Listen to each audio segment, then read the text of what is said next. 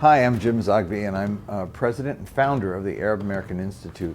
I'm also managing director at Zogby Research Services that does polling across the Middle East. Syria is a conflict within a conflict within a conflict. Clearly, the regime in Damascus has been a brutal and unresponsive regime. It's ossified. Its structures have, I think, decayed. And so it's been less in touch with the needs of people.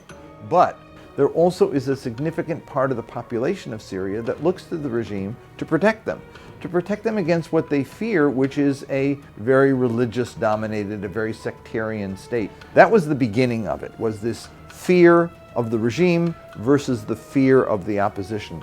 It then became a conflict for regional power, with Iran and the Gulf states, Saudi Arabia in particular, fighting a battle that was another layer of the conflict for who would control Syria.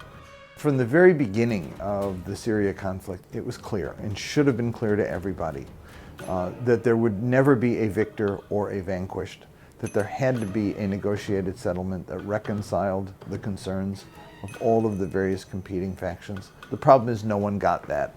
And so the idea was, from everybody's side, that if we simply pour a little more gasoline on this fire, we'll put it out. The Geneva sessions that were convened with the US and Russia should have brought about an end, but no one was a good faith participant in that process. And so here we are again, many years later, maybe 300,000 plus dead, and we're still at the same point looking for a negotiated solution.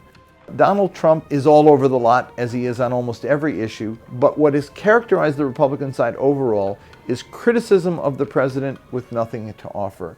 Hillary Clinton, on the Democratic side, has offered, I think, the most dangerous proposals, and that is direct military engagement. Well, she would say no boots on the ground.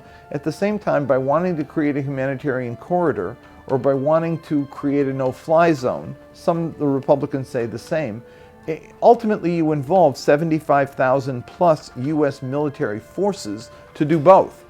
And from my polling, that is not a position that people in the Middle East want us to be in. Bernie Sanders, on the other hand, has been consistent in supporting the policies of the administration with our allies and with those who are not our allies, Iran and Russia, that at the end of the day, we've got to create a situation where a negotiated settlement would take place. There is no other outcome.